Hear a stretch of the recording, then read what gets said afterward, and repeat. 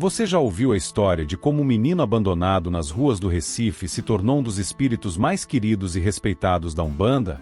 Laroie a todos, e hoje eu vou te contar como a dor virou proteção, como a humilhação se fez coragem, e como Zé Pilintra nasceu da malandragem, mas escolheu caminhar pela luz.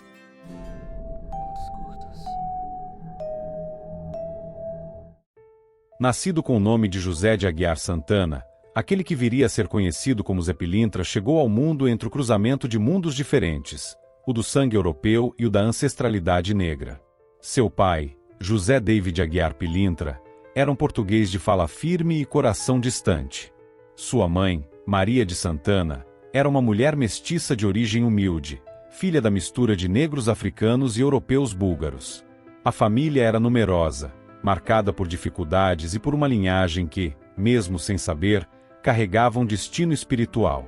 José era o quarto filho do casal. Seus irmãos também carregavam nomes que, mais tarde, ganhariam peso nas encruzilhadas da religião.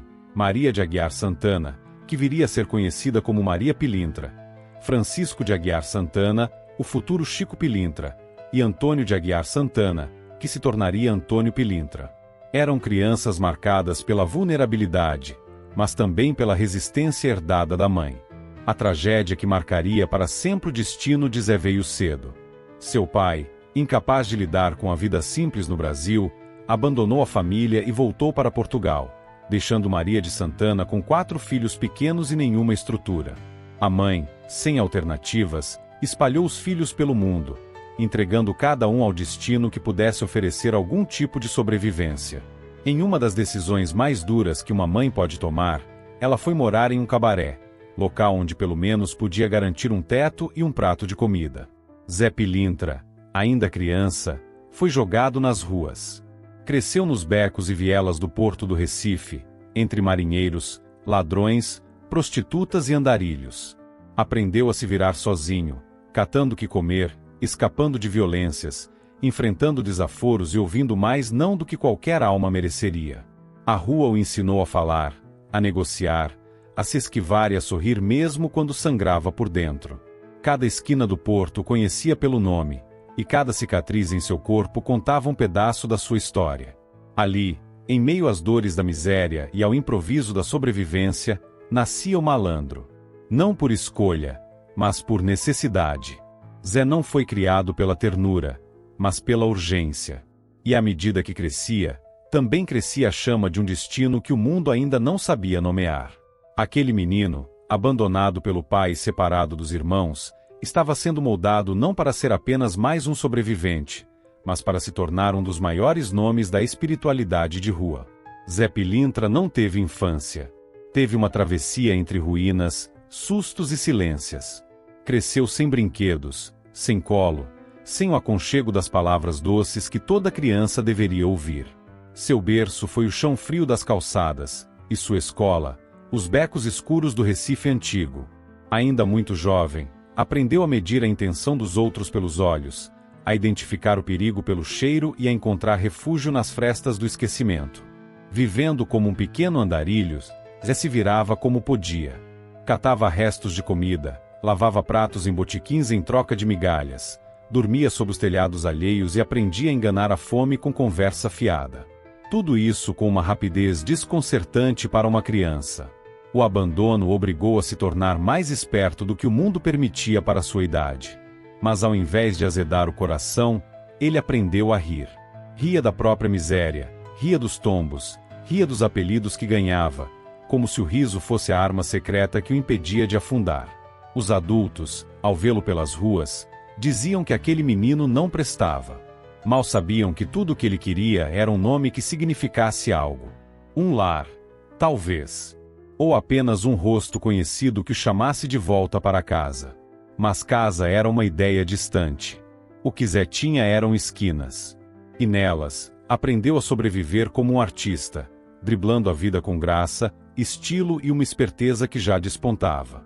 Foi nesse período que o apelido Pilintra começou a surgir. No início, era usado de forma pejorativa. Chamavam-no de Pilintra por se vestir com roupas brancas, limpas, que ele conseguia costurar ou catar dos montes de doações. Diziam que era um pobre tentando parecer rico, um negro querendo andar como branco. Mas Zé não ligava. Se a vida o queria curvado, ele respondia com altivez. Se o mundo queria humilhá-lo, ele respondia com charme. E assim, aquele apelido que antes vinha com desprezo, virou insígnia. Virou nome. Nos olhos da miséria, Zé encontrou seu espelho. Mas não aceitou que aquele fosse o único reflexo possível. Aos poucos, aquele menino franzino começou a se tornar conhecido entre os malandros, os trabalhadores noturnos, as prostitutas e os artistas da sobrevivência. Não porque fosse violento, mas porque era rápido com as palavras, afiado nas respostas, e principalmente, porque sabia respeitar quem também vivia do lado de fora do mundo. A infância de Zé Pilintra foi uma aula de ausências. Mas em cada buraco que a vida deixou, ele plantou uma astúcia, um sorriso ou um gesto de elegância.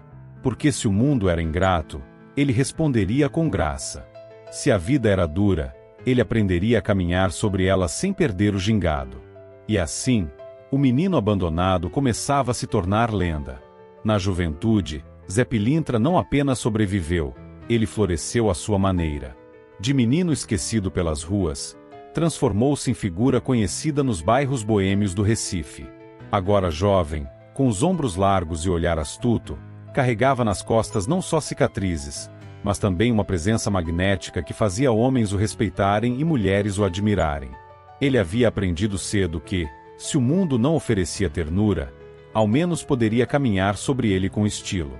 Vestia-se com o que havia de melhor ou, quando não havia, transformava o que tinha em elegância. Seu terno branco, conhecido como terno delírio, não era apenas roupa. Era armadura, manifestação de orgulho, declaração de guerra contra a exclusão. O chapéu bem alinhado, o lenço vermelho dobrado no bolso, os sapatos engraxados mesmo sem ter onde dormir. Zé era a encarnação do se não posso ter tudo, terei dignidade. Foi nesse tempo que a malandragem deixou de ser necessidade e virou arte. Frequentava o cais do porto, as vielas da cidade antiga, os becos da Rua da Guia e as casas de jogo e samba. Era a lábia pura. Falava bem, seduzia com as palavras, encantava com o gesto. Seu riso era afiado como sua navalha. Nos bares e mesas de jogo, era conhecido por nunca trapacear os fracos ou os embriagados. Mas não tinha piedade dos arrogantes, dos que zombavam dos pobres ou dos que se achavam espertos demais. Com esses, Zé jogava até secar o bolso. Seu nome passou a circular como sinônimo de astúcia. Era chamado para resolver disputas, para mediar brigas, e às vezes, para proteger as mulheres da noite. A malandragem dele não era apenas sobre levar vantagem, era sobre saber viver onde a vida tentava matar. Era sobre preservar um código de honra invisível aos olhos da sociedade, mas sagrado entre os que tinham sede de justiça. Zé Pilintra tornou-se um mito urbano em construção. Era difícil dizer o que nele era real e o que já virava lenda. Uns diziam que ele era protegido por entidades. Outros, que ele mesmo era mais que um homem. A verdade é que, por onde passava, deixava uma marca. Não havia quem não notasse sua presença. Era como se a rua inteira prestasse atenção. Sua juventude foi curta, intensa e marcada por riscos. Mas Zé não recuava. Se a vida era uma partida injusta, ele jogava com classe. Se o mundo era um tabuleiro torto, ele dançava por cima. E, entre um trago e outro, entre um samba e um olhar, o menino das ruas agora era chamado de Senhor Zé. Foi em Recife que Zé Pilintra deixou de ser apenas um malandro das esquinas para se tornar uma verdadeira lenda viva. A cidade, com suas ruas de pedra, becos apertados e noites agitadas, era o palco perfeito para que ele manifestasse sua malandragem com maestria. Não havia festa em que seu nome não fosse citado, nem esquina em que seu passo passasse despercebido. Zé era parte da cidade como o som do tamborim e o cheiro da cachaça. Nos bares da Rua da Guia, nos prostíbulos do bairro da Encruzilhada e nas rodas de samba da Amélias, Zé Pilintra reinava. Era respeitado por todos os tipos: prostitutas, trabalhadores, donos de boteco, cafetões, sambistas, carregadores de porto e até mesmo alguns policiais. Seu jeito de falar bonito, Sua elegância nas roupas e seu código de ética ganhavam admiração. Ele podia ser temido por uns, amado por outros, mas ignorado? Jamais. A fama cresceu ainda mais quando Zé começou a circular como figura de respeito nas zonas boêmias. Era chamado de doutor por ironia e admiração. O homem sem estudo que falava como diplomata e lidava com situações como estrategista. Quando havia confusão entre os clientes ou ameaças às mulheres dos bordéis, chamavam Zé. E ele resolvia, não pela força bruta, mas pela presença firme, pelas palavras bem colocadas, e quando necessário, pela frieza com que sabia empunhar sua navalha. Seu nome passou a ser murmurado com respeito também nas mesas de aposta. Era mestre nas cartas, nos dados, no blefe. Mas não roubava os fracos. Com eles, era até generoso. Mandava embora os que jogavam o último trocado do leite dos filhos.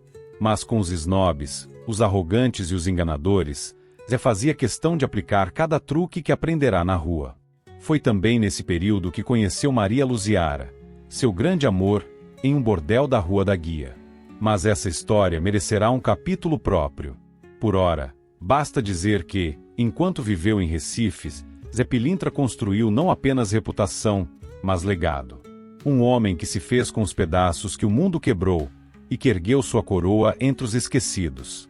Naquela cidade que respira encantamento e pobreza lado a lado, ele soube se fazer rei. Não de um trono, mas da encruzilhada. Não pela força, mas pela postura. E quando passava pelas ruas, não havia quem não se ajeitasse, quem não respeitasse. Porque Zé Pilintra, naquele Recife antigo, era mais que um homem. Era um sinal de que a malandragem também pode ter alma, honra e luz. Foi em uma noite quente e barulhenta na Rua da Guia que Zé Pilintra viu, pela primeira vez, Maria da Conceição de Alcatra, uma mulher de postura firme, olhos penetrantes e uma beleza que parecia desmentir a aspereza da vida. Conhecida como Maria Luziara, ela não era apenas mais uma mulher do prostíbulo. Tinha uma aura de nobreza ferida, filha de um respeitado português, João de Alcatra, mais tarde apelidado de Mestre João Grande. Mas sua história não fora feita de privilégios. Acabou no bordel como tantas outras, levada pelas marés de um destino impiedoso. Zé se apaixonou no instante em que a viu. Mas não foi um amor doce e inocente. Era fogo e faca. Era um amor entre dois que tinham o mundo como inimigo e a noite como casa. Maria, por sua vez, não se entregava com facilidade. Sabia o preço da beleza e o perigo de confiar. Mas Zé, com sua lábia, seu cuidado e sua coragem, foi ganhando cada pedaço do coração dela. O problema era que Maria também era desejada por muitos. E onde havia desejo, havia disputa. Brigas frequentes entre homens que se matavam pela atenção dela se tornaram rotina. Em uma dessas confusões, Maria e outros envolvidos acabaram presos. Quando Zé soube, não pensou duas vezes. Vestiu seu melhor terno, ajeitou o chapéu e foi até a delegacia. Lá, se passou por advogado. Com palavras elegantes e a malandragem afiada, enganou o delegado e libertou Maria. Foi um ato de coragem, mas também de desafio direto à autoridade. Quando descobriram o truque, Zé Pilintra se tornou um homem jurado. A relação com a polícia, que já era tensa, azedou de vez. A única saída foi fugir. Maria, que também havia se apaixonado por aquele malandro ousado, aceitou acompanhá-lo. Deixaram Recife com a roupa do corpo e a valentia nos olhos. Era o início de uma nova etapa, uma história de amor e fuga, de sonho e perigo. Dois foragidos de um mundo que nunca os quis livres. Esse amor não era perfeito. Havia discussões, crises, ciúmes. Mas também havia fidelidade no sentimento. Um pacto silencioso entre dois corações que sabiam demais sobre perda. Maria Luziara era a única mulher que Zé tratava com igual intensidade entre o respeito e a paixão. E ela, por sua vez, foi a companheira que jamais o deixou sozinho. A rebeldia de ambos se transformou em cumplicidade. Juntos, seguiram rumo ao desconhecido, mas com a certeza de que, onde quer que estivessem, não seriam dominados. Porque quando o amor se encontra na esquina da dor com a coragem, ele vira lenda. E foi assim que nasceu o mito de Zé e Maria, um casal que desafiou tudo e todos para existir. Com a ordem de prisão batendo as portas e o nome circulando entre os becos e as delegacias de Recife, Zé Pilintra soube que não poderia mais permanecer. Era questão de tempo até que alguém o entregasse. A cidade que um dia fora seu reinado agora o caçava como um criminoso. Foi assim que, junto de Maria Luziara, deixou tudo para trás e embarcou rumo ao Rio de Janeiro, uma terra de contrastes, onde a riqueza e a miséria se encostavam na mesma esquina. O Rio vivia uma metamorfose social. Os cortiços davam lugar às primeiras favelas, e a população pobre era empurrada para as margens da cidade aceitável. No meio desse caos urbano, Zé Pilintra encontrou espaço. A cidade que cuspia seus miseráveis também sabia abraçar os audaciosos, e ele era um deles. Zé se estabeleceu em uma dessas favelas nascente, feita de madeira, zinco e esperanças remendadas. Ali, começou tudo de novo. Trocou os becos recifenses pelos morros cariocas. Mas não perdeu a pose.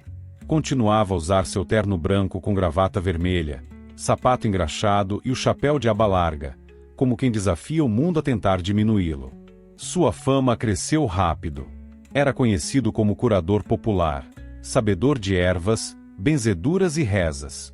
Ganhou o respeito dos moradores não apenas por sua valentia, mas por sua generosidade. Ajudava mulheres abandonadas, protegia crianças do abuso, media conflitos. A malandragem que aprenderá com a vida virou ferramenta de sobrevivência e resistência. Zé também era figura constante nas rodas de samba e nos jogos de azar. Os dados rodavam sob suas mãos com a mesma facilidade que as palavras saíam de sua boca. Jogava por diversão, mas também por necessidade. Era astuto, mas ético. Não aceitava trapaças nem se aproveitava de quem jogava o último tostão. Com os fracos, era compassivo. Com os arrogantes, implacável. Aos poucos, sua figura atravessou o plano material. Havia quem dissesse que Zé não era só homem, mas entidade. Que sua presença carregava algo espiritual, uma aura antiga, como se tivesse voltado para cumprir uma missão. Alguns começaram a procurá-lo não apenas por conselhos ou jogos, mas por orientação espiritual. Ali nascia, ainda sem que ele soubesse, o arquétipo do Zé Pilintra que mais tarde ganharia as encruzilhadas do culto popular. Foi no Rio que Zé, mais do que nunca, se tornou lenda. Um homem que atravessou os estados, os sistemas e, pouco a pouco, também as fronteiras entre o corpo e o espírito. Um malandro com alma de guia. E que, mesmo perseguido, seguia com o peito estufado, dizendo ao mundo: podem tentar me apagar, mas jamais me dobrarão. Apesar de viver à margem da sociedade, Zé Pilintra nunca foi um fora da lei no sentido mais cruel da expressão. Ele não se guiava pelas regras impostas pelos homens engravatados dos salões do poder, mas seguia um código de honra próprio, mais rigoroso que qualquer artigo penal. Era um código invisível, mas que regulava cada gesto seu com firmeza e intenção. Zé não tolerava covardia. Tinha repulsa por quem abusava dos fracos, especialmente de mulheres e crianças. Se alguém cometesse esse tipo de crime, ele fazia questão de intervir pessoalmente. Diziam que quem levantasse a mão contra a mulher sob o olhar de Zé não voltava a levantar mão nenhuma. Seu senso de justiça não passava pelas instituições. Era direto, prático e implacável. Nos jogos, sua malandragem se expressava com finesse. Jogava com elegância, mas também com um olhar atento. Não enganava os humildes, não deixava que os desesperados perdessem o pouco que tinham. Se percebia que um homem estava apostando o último dinheiro da família, ele parava o jogo. Quando precisável, tirava o sujeito do bar no tapa, se fosse o caso. Mas com os arrogantes, os engravatados, os sabichões que achavam que podiam ganhar de todo mundo usando trapaças, se divertia. Fingia perder no começo, aumentava as apostas e depois limpava tudo. Era seu jeito de fazer o mundo entender que a esperteza não é sinônimo de sabedoria. Zé também tinha um olhar especial para os que viviam na miséria. Distribuía o que ganhava com os mais necessitados, fosse comida, fosse dinheiro, fosse uma palavra de consolo. Não aceitava que mulher passasse fome se ele tivesse um prato de comida. E não deixava a criança sem brinquedo em datas festivas. Era malandro, sim, mas um malandro com princípios. Esse código também se estendia aos seus relacionamentos. Tratava as mulheres como rainhas. Nunca prometia o que não podia cumprir, mas tampouco enganava. Era sincero em seus afetos e firme em suas despedidas. A fidelidade, para ele, não era estar com uma só mulher, mas jamais mentir sobre onde estava seu coração naquele momento. Zé Pilintra era o retrato do homem que a sociedade tentou esmagar, mas que resistiu com elegância e firmeza. O código que ele seguia era simples: respeito, verdade e coragem. Tudo o que ele exigia dos outros era exatamente o que ele mesmo praticava. E talvez seja por isso que seu nome ecoa até hoje, porque até na malandragem é possível ter honra. A morte de Zé Pilintra não foi um simples fim. Foi um acontecimento envolto em silêncios, sussurros e sombras. Ninguém sabe ao certo como se deu o último suspiro do malandro mais amado e temido dos becos. As versões variam. Uns dizem que foi morto com uma punhalada nas costas durante uma emboscada covarde. Outros juram que foi envenenado por um inimigo disfarçado de amigo. Mas o que todos concordam é que ninguém teve coragem de enfrentá-lo de frente. Seu nome causava respeito demais, e sua lâmina era veloz demais. Dizem que, após sua morte, seu corpo foi deixado no cemitério dos afogados da Engazeira, um lugar onde as ondas do mar lambem as cruzes dos que se foram sem nome, sem reza e sem saudade. Mas o descanso de Zé nunca foi pleno, porque seu espírito, inquieto, recusou o esquecimento. Ele não partiu por completo. Ficou entre mundos, entre planos, entre esquinas. E foi ali, no limiar entre a matéria e o invisível, que ele começou a transição. Conta-se que, por um tempo, ele vagou pelo limbo, observando os vivos, reconhecendo os erros que cometeu, os amores que perdeu, as dores que causou e os socorros que ofereceu. Foi nesse momento de consciência espiritual que Zé Pilintra compreendeu sua nova missão: resgatar aquilo que a vida terrena o impediu de concluir. Seu karma era pesado, mas seu coração era sincero. Por isso, dizem os mais antigos, ele recebeu permissão para retornar à Terra não mais como homem, mas como espírito de luz e trabalho. Sua primeira incorporação aconteceu em um médium chamado José Gomes da Silva, e desde então, passou a se manifestar em terreiros de Umbanda e outras linhas espiritualistas, oferecendo conselhos, proteção, orientação e justiça. Mas a transição não apagou sua personalidade marcante. Zé Pilintra continuou sendo aquele que fala com firmeza, que sorri com astúcia e que aparece quando alguém precisa de coragem. Hoje, é conhecido como um dos maiores guias espirituais ligados à malandragem. Um espírito que não esqueceu a favela, que caminha com os pobres, protege os justos e pune os maldosos. Ele não promete riqueza, mas sabedoria. Não oferece milagres, mas caminhos. E em cada encruzilhada espiritual onde uma alma perdida pede ajuda, lá pode estar ele, o homem que a morte não calou. O malandro que virou o guia. O Zé que agora é muito mais do que humano. É entidade. Zé Pilintra não se despediu do mundo como um homem comum. Sua morte, ainda que envolta em mistério e traição, não foi o ponto final de sua jornada, mas o ponto de virada para algo maior. Seu espírito, ao atravessar os portais do invisível, não encontrou apenas descanso, encontrou um novo caminho. E assim, aquele que viveu como malandro, voltou como entidade. Nos terreiros de Umbanda, seu retorno foi sentido como um trovão. Não veio cercado de luzes celestiais nem de harpas etéreas. Veio com a ginga de sempre, com o chapéu inclinado, terno bem passado, sapato brilhando, sorriso nos lábios e olhar afiado. Chegou com respeito, mas também com desafio. Veio como quem diz: aqui estou, mas agora é para servir.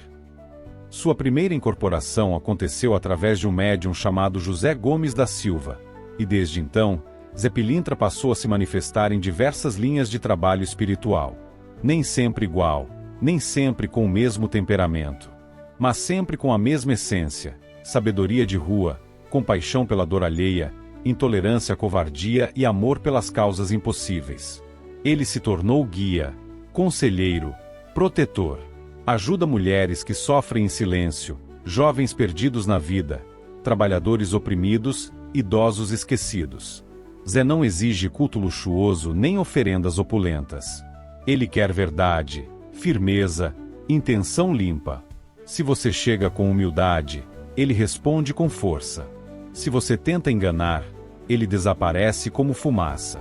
Em seu retorno como entidade, Zé Pilintra se tornou ponte entre mundos. Ele não pertence a um só lugar, nem a uma só religião. Caminha por Umbanda, Jurema, Catimbó, Encantaria Nordestina e onde mais a justiça popular espiritual precise de um defensor. Ele escuta confissões, revela verdades escondidas, protege os pequenos e confronta os grandes. Alguns dizem que ele tem muitos rostos. Outros, que são muitos os espíritos que trabalham sob a mesma falange, com a mesma roupagem. E talvez seja verdade. Mas existe um Zé que veio primeiro. O fundador. O que sangrou na vida para servir depois da morte. Esse Zé Pilintra, que um dia foi José de Aguiar Santana, continua vivo na memória de quem tem fé e na lágrima de quem encontra amparo em sua presença. Porque o retorno dele não é apenas espiritual. É afetivo. É coletivo. É ancestral. É também uma resposta. O malandro de outrora agora é o guardião dos esquecidos, o defensor dos justos, o amigo dos que andam só.